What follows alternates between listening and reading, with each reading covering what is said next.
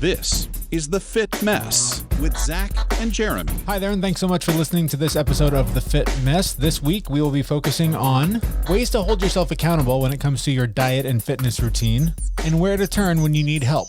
We will do that with our guest. His name is Maverick Willet. He is the founder of Maverick Online Coaching. But let's start with diets. Mine's consisted mostly of Pringles, breakfast cereal, and any other garbage I can stress eat and shove into my face hole. How are you doing with your diet, Zach? I was doing fine until I just heard that. That sounds delicious. Right? Pringles are amazing. They are. They sell extra large cans now. No, here's a hot tip for any parents out there. Let the grandmas know that your kids are into Pringles, and all of a sudden, like a flat of Pringles shows up at your house, and that's all you're eating for a month and a half. It's amazing. That's beautiful. That's beautiful. Just don't tell my kids. Yeah, and keep them hidden. No, my diet is actually different today. Today, my wife and I are doing the Whole30. Today's day one. And what is Whole30 if I've never done Whole30 before? You know, it's really more of an elimination diet. So you're not eating, you're only eating certain types of food. You're not eating additional processed sugar. Mm-hmm. So like on a lot of diets, you can't even eat fruit, right? You can't eat sugar, period. Right. On this one, you can. You can eat natural sugars, but you know, dinner for me tonight was New York strip steak with potatoes. Okay. And it was delicious. But it's real food. That's kind of the thing, right? It's just eating real, actual food that either grows or at one point walked around on the ground. Yeah, it's similar to the bulletproof diet, similar to the paleo diet. It's got a couple of, other restrictions, but, no dairy, no gluten. No dairy. That's interesting. No dairy. Okay. Which I'm okay with. I'm not a huge fan of dairy to begin with. Okay. Yeah. No, it's a day one. I haven't killed anyone yet. So I call that success so far. Why the Whole30? Why diet at all? Why are you diving into this? So I definitely have a couple of pounds I could lose from COVID, but really, we just got into a habit of eating stuff that really inflamed our bodies and caused, for me, like if I look at sugar, additional processed sugar, my whole body inflames. Yeah. So we're really just focusing on keeping the processed sugar out, keeping the processed foods out, and, resetting our bodies really to, get us back down to a level. And then, we're not going to, well, I might, if it's ice cream, we're not going to jump right back into, eating the way we were. We want to slowly introduce things like, we'll introduce a little bit of gluten, then we'll introduce a little bit of dairy, and, it'll allow us to see, where our body has reactions to these things. And then long term, we can say, well, dairy does it. I can limit my dairy intake. Interesting. Like I said, my diet has been a mess. There's a lot of stuff going on at home that is very stressful. So I'm eating my feelings, and they're delicious. But I had an excuse to put on a button-up shirt the other day that I haven't worn in quite some time, possibly pre-COVID, and it's a little snugger than I remember. I'm not happy about it. I'm very disappointed in myself, dealing with a lot of shame. So I'm gonna shove a cookie in my face here in a few minutes to make myself feel better for 5 seconds, and then continue the cycle of poor eating choices until I get my shit together. It is amazing how you go down that hole.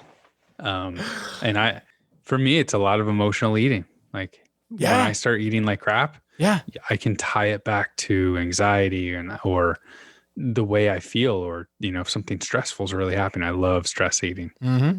But all it takes is like, a couple of days of stressful activity for me to eat like crap for 2 days. And then I get into the pattern. So the stress goes away, but the eating stays. Yep. Like it's so easy to fall back into it. For me, we talked to Dave Asprey from Bulletproof a while ago, and that, I always get motivated by our own conversations. Whatever we do, like the next 2 weeks, I'm like, oh man, I'm on that. I'm doing the shit out of that. And I was fasting really well. I was really consistent with it. And then there must have been like a movie night or some reason when I gave myself an excuse to have a bowl of popcorn at 10 o'clock at night. And that is the killer for me. If I eat after, I'm like the Gremlins, except instead of midnight at 7 p.m. If I eat after 7, forget it. My diet is out the window for like 3 weeks, because the habit of getting through the end of your day when you've gotten your kids through school, you've worked from home, you've done your side gig, you've produced your podcast, you've, called your friend, well, all the things you got to do. 10 o'clock at night is an awesome time to just eat all that stress away. And it just creates a habit where all of a sudden your body says, hey, remember last night? That was fun. Let's do that again. My body just loves to go back to that party. Even though you wake up feeling like shit the next day. And that's like, I forget when I'm clean for a while and then I do go off the rails, man, I forget how much the food hangover hurts. That is horrible. It really does hurt. It's amazing. However, that being said, whenever I do try and get back on the bandwagon, I always try and start simple. So I'm just trying so hard to get back into fasting. Last night I picked it back up. I think my cutoff was like 7:30. Hung with it until almost 11:30 today. So score one. However, the stuff I've eaten since then, not so good. I don't want to put that in my food diary. I'm ashamed of it, so I'm not going to write it down. But you fasted. But I fasted. I'm going to do it again here in about an hour. I've got some food waiting for me upstairs after the show. And so, it'll start there. I'll start adding the meditation back in. I'll start eating a little better after that. Things will get right on track. I'll be feeling good. And then some horrible thing will happen and I'll be completely derailed again and I'll do it all over again. 80-20, man. 80-20. Yeah. You can't be great all the time at everything. That's right. You got to, if you can get 80% of the time, it's okay. Now, for me personally, it's usually like 60-40. Yeah.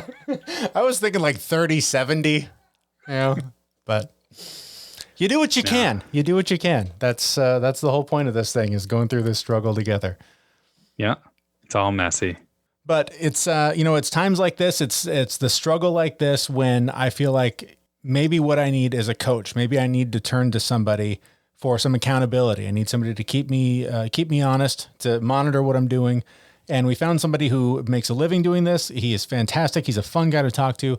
His name is Maverick Willet. He runs Maverick Online Coaching. It's an online fitness and accountability program. He is so much fun to talk to, and he's even more fun to follow on social media. The day after we talked to him, he posted something on Instagram that was like, Maverick Willet, poop expert. And he posted in this whole thing about like how you poop and how quickly you poop is an indicator of, how well your gut biome is doing. Just a funny dude and really fun to talk to. We had a chance to talk to him a few days ago about his very interesting background, how it led him on a path of fitness that has guided his whole life, and why he thinks that dieting, Zach, may not be the best thing for you. To my credit, though, at the end of it, he did say, if you want to do a quick, if you want to get into ketosis or do a quick reset or something like that, he was all for it, so long as it's not your long-term goal. Well, we'll let him speak for himself. Our talk now with Maverick Willet. You came from a family that was very focused on fitness. Did that sort of shape your path and your sort of, I guess, love for fitness? It absolutely did. I mean, just such a unique upbringing. I remember just squatting side by side with my mom and not being able to out bench press her until I was almost in college. And that's such a unique thing to have with your mom, especially, but your parents too. And my dad and I competed a lot. I played basketball, and he and I would do our off-season conditioning by racing road bikes in the summer. And we were very competitive, and he pushed me even in his 60s. He was still pushing me. So very, very influential upbringing, especially on the fitness front, the nutrition front, for sure. And then that sort of took you, I know your path took you into the military and college basketball. I mean, these are not things that a path that most people follow. These are very driven, dedicated decisions. They definitely pushed me to push past the norm. I couldn't just join the Army. I had to be a Ranger. It was either Rangers or SEALs, and I can't swim for shit. So it definitely came down to Rangers. So I sink like a cinder block, no buoyancy. So I remember I told my dad, I was like, I think I want to be a SEAL. And he's like, I don't think you do. I think you want to go another route. So I went Ranger instead. But yeah, they just always pushed me to kind of aspire to be, just outside the norm. My mom definitely walked to the beat of her own drum. So seeing her as someone who grew up in a one-bedroom house and just really came from she came from a very humble background and dropped out of high school at a very young age to now have a doctorate degree and run a company and in the HR division. So just seeing her and having that example, that kind of led me to work with women primarily in what we do now. But yeah, I just knew that I wanted to help people on a large scale. And when the online coaching thing kind of came about 8-9 years ago, I really got interested and just, finally pursued it full time 2 years ago and never looked back. I should have done it sooner, honestly. So tell us a little bit more about that. What is your business and how are you helping people? So we do online coaching. And I know that's kind of a vague term these days. It's like everybody and their mother's an online coach, but we specialize in body composition change for women. And I say that because it's, there's weight loss and there's body composition change. And we work primarily with women who don't just want to drop a ton of weight, but want to shape their body at the same time and then kind of add that feminine shape, that feminine muscle to their frame.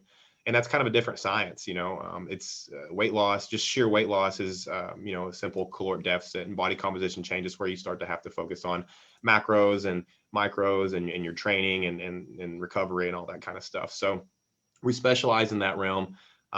Women, usually 30 plus, because we've kind of niched down over the past couple of years because that's just who I enjoy working with most. And I think it goes back to my mom having that Valkyrie of a matriarch as my mom, and having a strong female role model. And I just enjoy empowering women and seeing them thrive, especially when they have more, I think, expectations in society placed upon them and stigmas. And despite that, they've proven to be a little more coachable than men in my experience. So that's just what we've enjoyed doing. And we kind of give them balance, and escape the fad dieting culture and the yo-yo dieting to give them a sustainable answer. So are any of the principles that you teach, just listening to you focus on women, what works for a man and what works for a woman? Not always the same thing when you're talking about weight loss, body composition, strength training. Is that right? It is true. When it comes down to the psychological aspect though, and the balance, in my experience, men can do a little bit better with restriction and with, especially on the nutrition front. I mean, I've had male clients in the past that literally ate the same thing every day for months on end. And for a mother or, a busy female professional, that's just not realistic. It usually has to be something that the family can enjoy as well. And it has to be something that really gives them that hormonal support. Women are a little bit more sensitive to hormonal fluctuations, either whether it be from the environment, whether it be from their food, whether it be from stress. And so that's a fine balance and it's a fine line to walk. And with women, it really has to be something mindset centered as well. If you go in the grocery store right now and you go in the checkout aisle, you'll see every single cover say something along the lines of lose 48 pounds in 1 month, or Dr. Oz saying whatever bullshit he's saying. So that like repetitively enforces in their mind that they should be comparing to whoever's on that cover, and they should be comparing their journey to the person's on the cover's journey and question their own results. And it's just clever advertising, but it's manipulative. And so that's a big part of it, is changing that internal narrative that women have with themselves that says they're not good enough, or they're a bad mom, or their needs come last. And that's something I've really had to study, read up on, talk to clients, talk to women and really learn, because I don't have that firsthand experience. So it's definitely a little more mindset focused, I would say. So the name of our show is The Fit Mess. And I want to hear about what is the most common messy part of what you do, right? What's the most common complaint, mistakes that people make? Where do people struggle the most? Where do you see that trending? Because of the fad dieting culture and the instant gratification, human nature, I find myself perpetually battling that.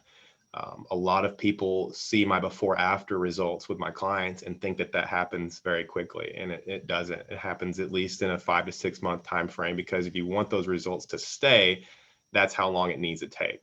Anything that happens overnight with weight loss or body composition is just as quick to disappear. So I think especially at first, being okay with delayed gratification is the biggest challenge, knowing that that's the only way these results are going to stick. And it's the small habits with your mindset and daily rituals that are going to make this a lifelong adjustment, a lifelong change. And so many people think that they can do, dynamic change overnight, but in reality, it takes, and Jeremy, I know you know this, it takes a lot of time, it takes a lot of patience, and it takes a lot of little things that give you that compound interest over time. So that's not sexy. That's hard to make sound really cool and interesting and fun, but that's kind of the perpetual challenge we have. So I want to jump in there.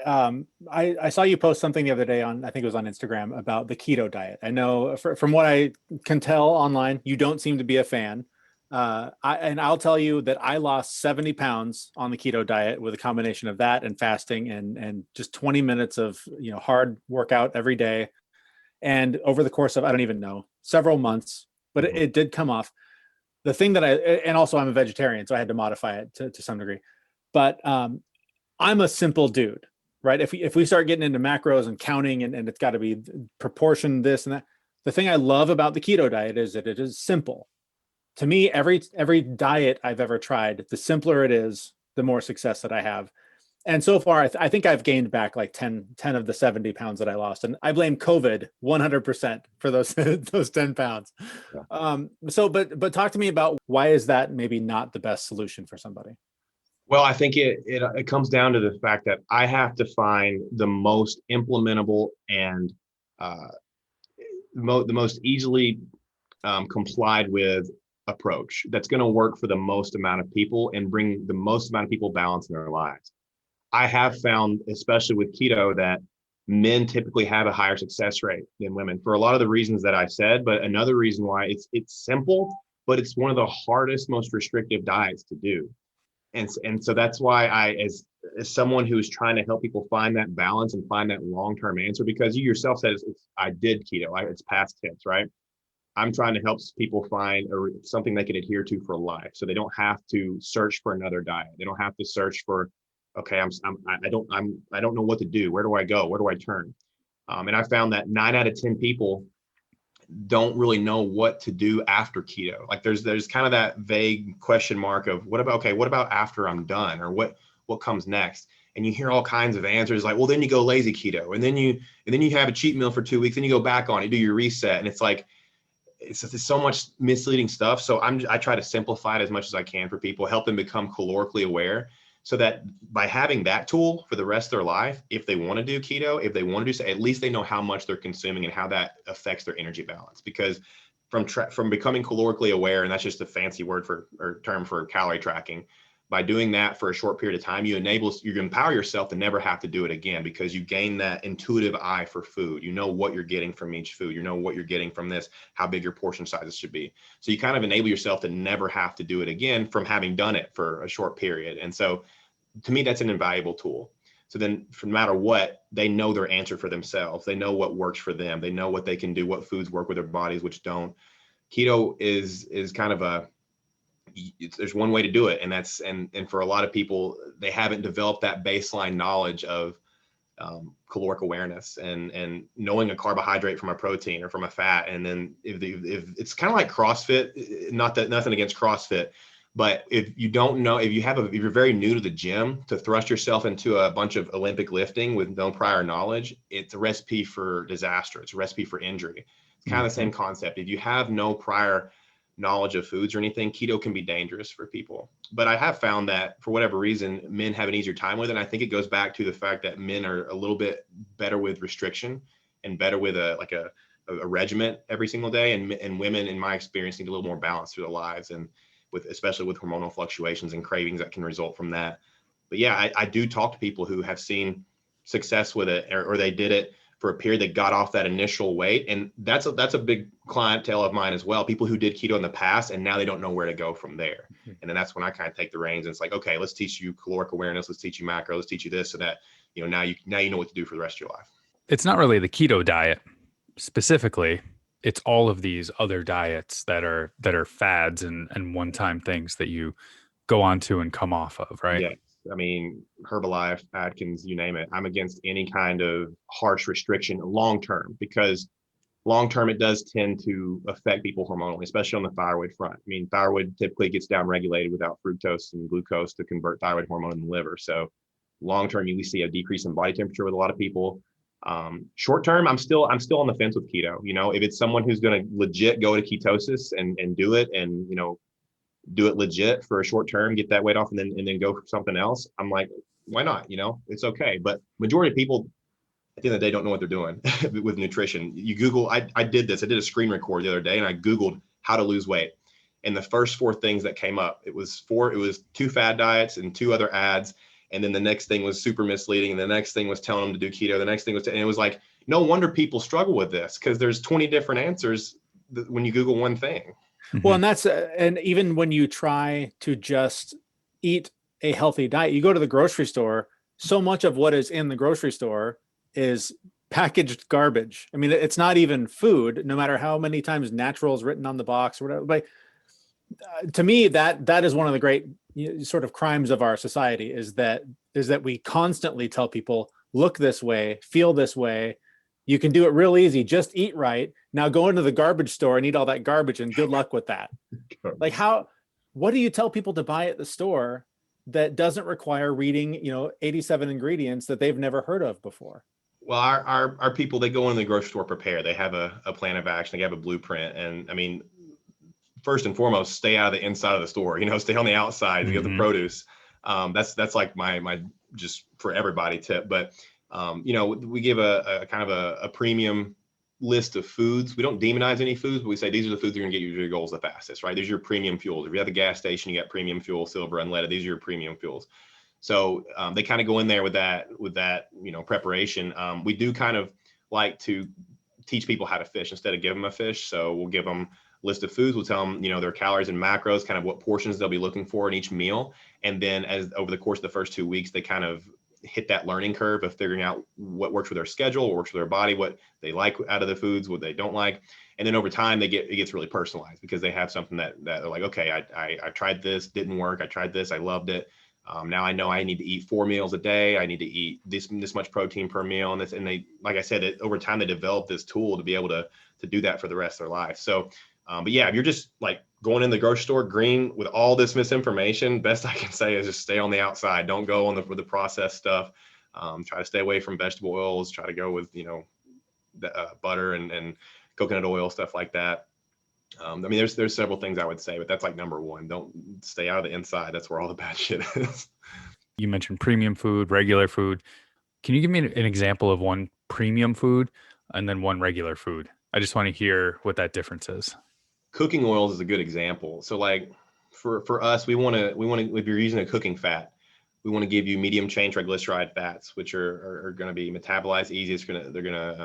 I like saturated fats as well, healthy saturated fats. So olive oil would be like in the middle, be like your silver. And then like coconut oil, grass-fed butter, organic beef tallow, good micronutrient content would be a premium. And then your unleaded would be like canola oil or vegetable oil or corn oil, those things that are polyunsaturated fats that are going to cause a lot of problems in your body. Mm-hmm. So that's a good example.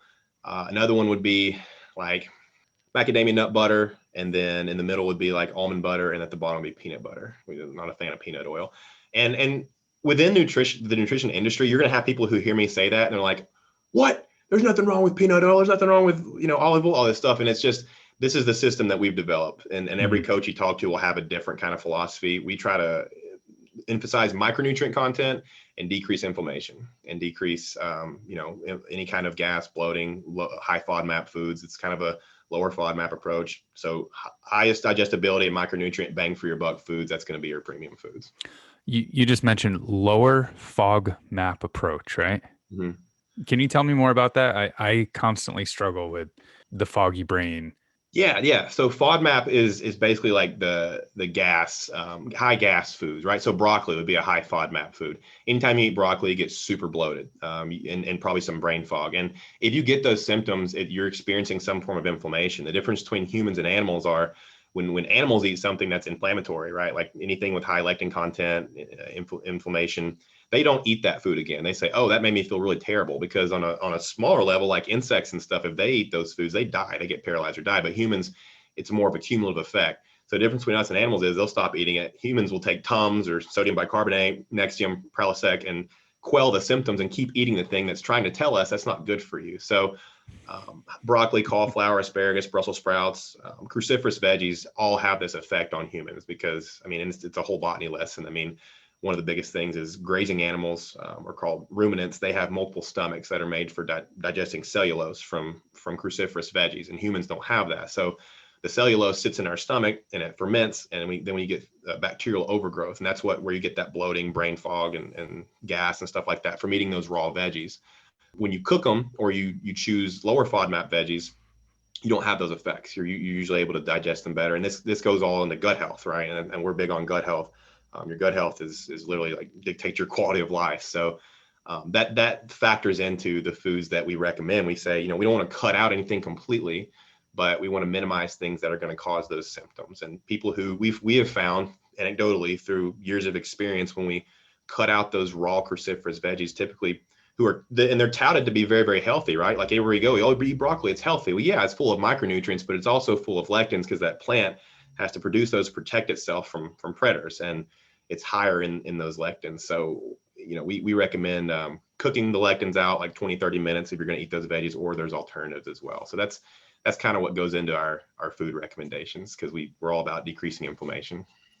And that was the next buzzword I was going to ask you about, is inflammation seems to be the thing that everyone is jumping on, especially right now, trying to boost everyone's immune system, trying to get us as healthy as possible to fight off COVID and all the other diseases that are out there trying to kill us. What do we do about inflammation? I've done everything now from breath work to ice baths to trying to, eat the right things to reduce it. How dangerous is inflammation? How widespread is it in our culture? And what do we do to combat it? I used to think inflammation was just like joint pain and stuff, but it's so much more than that. It's joint pain. It's all the aforementioned. It's bloating. It's brain fog. It's any of those symptoms. That's types of inflammation, and it's everywhere. And there's a lot of debate within the nutrition community about what causes people inflammation. For instance, whole grains are full of a substance called WGA. And that has been a part of our diet for 400, 500 years. And in fact, our ancestors used to eat it, and it used to be a sign of endearment to have what was called a wheat belly, like because it was making people gain a lot of weight. And wheat is one of the biggest causes of obesity in North America since we started having that in our diets. But it also causes a lot of inflammation. But if I say that in a room full of registered dietitians and everybody, you'll have like 5 different arguments going on. Like, no, whole grains prevents diabetes, and then you'll have other people saying, no, it's, you should stick with this kind of carbohydrate. No.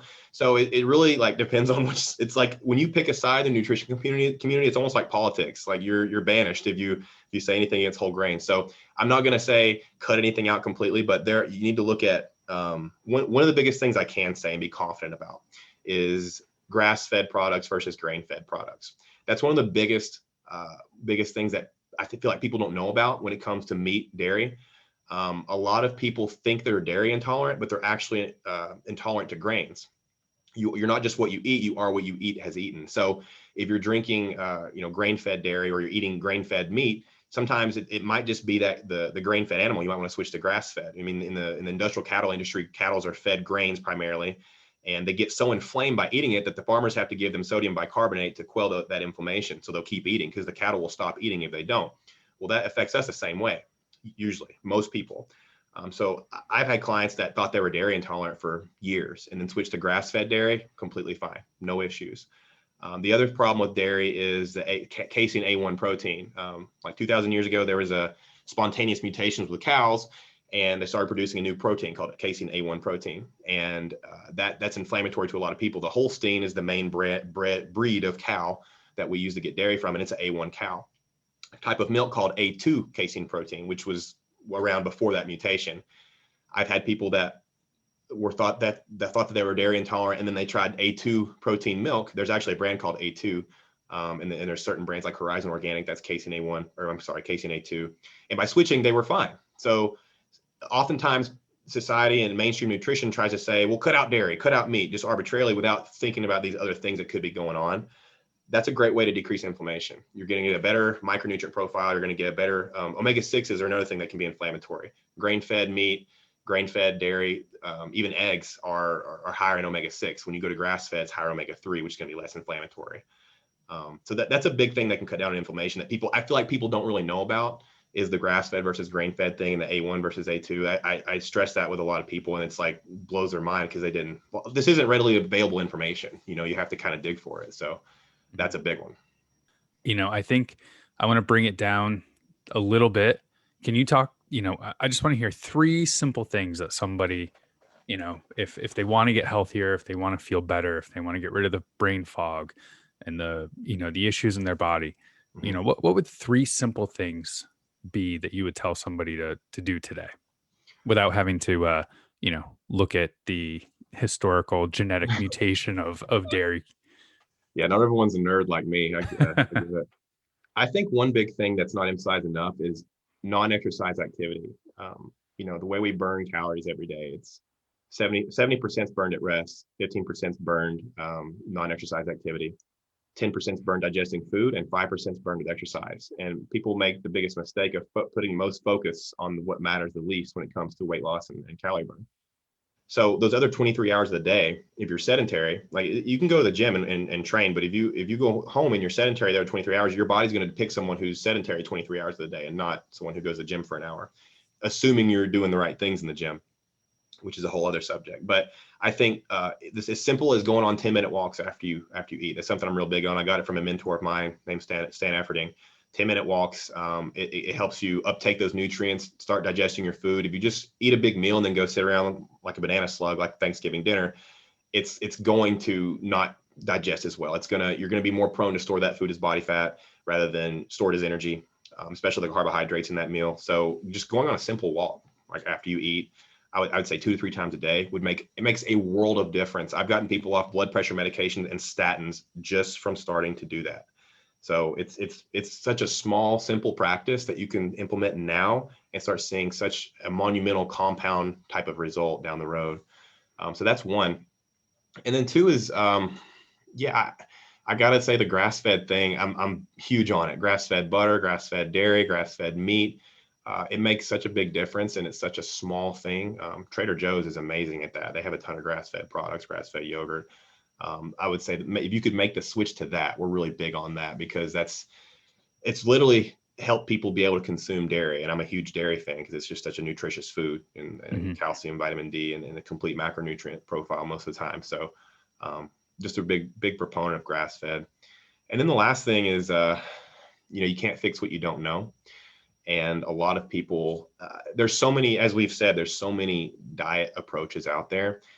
None of them are going to work unless you become mindful of what's leading to the emotions that lead you to have kind of destructive behaviors with food in the first place. And so that's why we're so big on mindset. And what we do is you kind of have to understand if you repetitively have a pattern of behavior that leads you to binge eat or eat the whole bag when you could have had a handful or what have you, you have to ask, why did I do that? And what feeling led to that? Was it stress? Was it relationship turmoil? Was it trauma? Am I escaping some kind of stressor? Am I escaping some kind of painful event? What is going on? And once you become aware of that and connect the dots, then you can start to rewire, but you can't fix what you don't know. So I don't mean to sound like woo-woo or anything, but meditation is like at the core of what we do. I believe in it wholeheartedly.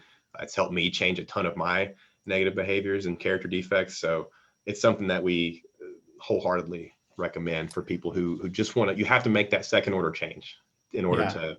No diet, no coach is going to work until you do that. So I think there's such a habit. I know that I've wrestled with it in the past. When you do binge, you eat something crappy. It's so easy to go, oh, I screwed up, so how do I fix it? Instead of going, oh, I screwed up, why? Right. And that is such a vicious cycle to get stuck in and constantly making the mistake, punishing yourself. Well, I'll just work out harder tomorrow. And then you get hurt and then you're on the couch for a week and then you feel like crap. So then you eat it's so easy to get stuck there. And meditation changed my life. So, you can't get woo-woo enough for me. So don't worry about that. Perfect. Glad to hear that. Yeah. So if people want to know more about you or more about your program, where can they find you? Maverick Online Coaching. We're on Instagram. We're on Facebook. We're on TikTok now. We're on YouTube. So if you search Maverick Online Coaching, we'll come up everywhere. So that's the best way to find us and what we do. And you have a lot of fun with your social media, so definitely worth the follow. It's a good account to follow. Gotta have fun. Yeah, that keeps it interesting. And this is fascinating, and I know it's super cliche. Every podcast says I literally could talk to you all day because you not only know what you're talking about, but you share it in a very grounded, approachable way, and very entertaining. And I can't thank you enough, and wish you the best of success with your business. It sounds like you're doing a lot of great things for a lot of people. Thank you all so much. That's why we do it, just to help people kind of clear up that confusion and misinformation and get them a tool they can implement for life. So I appreciate you guys having me on. You guys are super easy to talk to as well. That was Maverick Willet. His website is maverickonlinecoaching.com. He is being generous enough to offer you 20% off of his personalized one-to-one transformation coaching program. All you need to do is hit him up on Facebook or Instagram with the direct message referencing Fit Mess Podcast, and you will get a 20% off of that program. And there are, of course, links to that on the show notes for this episode at thefitmess.com. So diets. I've struggled up and down with them my whole life. I've mostly had success with three main ways of dieting. One, calorie tracking, which seems to be something he's into. It's pretty much a lifelong sustainable plan. Mm-hmm. I always struggle with it though, because it is, you open a can of Pringles, like I mentioned, which, they can sponsor us anytime they like. But you put in that couple hundred calories and you think, oh, well, that's a good little snack. I'm good. And then like 8 minutes later, you're starving and you just had 200 calories for no reason. So there is a science to it that is many times way beyond what my little brain can handle. And that's why I do, like I mentioned in the interview, I have enjoyed, Atkins diet, keto diet. I've had great success with both. Keto, I think, is a bit healthier if you're going to choose one of the methods, but they're pretty similar. But those are the diets that I've had the most success with over my life. And the keto diet, I have, for the most part, kept most of the weight off, except for COVID and just never leaving my house. Well, and, other than how you're eating right now. Right. The keto diet, I mean, if you do any of these diets long enough, you're going to change your eating habits. Yep. Right. So long-term sustainability for the keto diet, no bueno. Like right. I couldn't do it. I think the longest I ever went on the keto diet was 4 months. And that was, I had two really big goals that I needed to be keto on. So yeah, but it changes your perspective on food and being full and eating when you're hungry. For me anyway. Yeah. Same thing with me. The keto diet was I probably lost the most weight on the keto diet. I went from I think like 210 down to like 180. Wow. And I never thought that 180 pounds would be on this body. Yeah. It was crazy. Yeah. I might be back up closer to 200 now, but But the keto diet definitely worked for me, but it did change. It changed my relationship with food to a certain extent. And every now and again, my brain gets all weird and drunk and I go back to the old relationship, call it, open the pantry and be like, Pringles, ice cream. It's changed my relationship with food. So I don't believe in dieting long-term. Mm-hmm. I think that some diets can really help you reset or change your mindset. Just like, right now I'm on day 1 of the Whole30, just as a reset for my body to reduce inflammation, to figure out what foods cause me to feel bad. I think it's also an interesting practice of discipline. I mean, so many of the things that we have talked about on this show, so many of the things that we promote are just about keeping your mindset and your focus on the things that are important. And for me, I found, like you're saying, it changes your relationship with food. I don't even remember how long I was strictly keto. It was probably similar, 4 or 5 months, something like that. But I remember making decisions that were so much easier than they would have been prior to that. And it was things like, my body was just burning fat like crazy. And somebody at work would be like, oh, hey, do you want a cookie? Or, hey, do you want some of these wheat thins? And I would look at them and they didn't even look like food anymore. I was just like, why would I eat that rock? It just like, it didn't even process in my brain as, oh, that's something I would put in my body anymore. And that I think is largely the reason that the weight stayed off for so long, is because just mentally there was this shift where I was like, that's not food. And then you have a bite and you're like, oh my God, my life has changed forever. And you fall off the wagon. But when I was in college, I was close to 300 pounds. Mm-hmm. And one of the reasons for that was one of my friends was a manager at the local McDonald's. Mm-hmm. So I would go down with my other buddy every day. That's what we ate every single day. And because my friend was the manager, there was no restriction on what I could do. So it was like double quarter pounder, 20-piece chicken nugget, large fry. And if there were any extra hash browns, I would take those too. Right. Like just put it all in a blender, just smash it all together, get a straw. But that was just amazing for me then. Like I just remember being so happy eating that food and it tasted so good. Fast forward to now, I'm a big fan of the McRib at McDonald's. Yeah. And I was like, okay, it's back. I have to go get it. So I got the McRib, I got fries. The McRib was okay because it was barbecue sauce, but like everything else was horrible. Yeah. It was so gross. And I felt my you could hear my stomach from across the room. Like 20 minutes after I ate, my stomach was like, what did you just do to me? So again, changing that relationship with the food, and it doesn't taste the same anymore. No. And that's where, again, if you struggle with this stuff like I do, and I don't want to speak for you, Zach, but it sounds like you do as well. That's where a coach like Maverick Willet is invaluable. Having somebody to keep you accountable, to teach you really how to eat. I've taken nutrition classes and even had the nutrition teacher talk to me at one point and say like, you really don't get this. Like, because it's so scientific. It is so much more involved than you would think eating should be. And, and maybe for a lot of people, it's not. Maybe they have a strong enough metabolism and they can just eat and their bodies just process it and it's fine. That's not the case for me. I eat like shit and my body says that's not going to work and either blimps up, gets hurt, whatever. And so that's where, having somebody who can break it down for you, make it really simple, can be extremely beneficial. So again, FitMess Podcast is the code you're going to want to DM to Maverick on his Instagram or his Facebook page. And there are links to both of those on our website, thefitmess.com. And while you're at our website, go ahead and follow us on all the various social media channels that you use. Subscribe to us on whatever podcast player you're using. And please do sign up for our newsletter so you never miss a thing related to the show.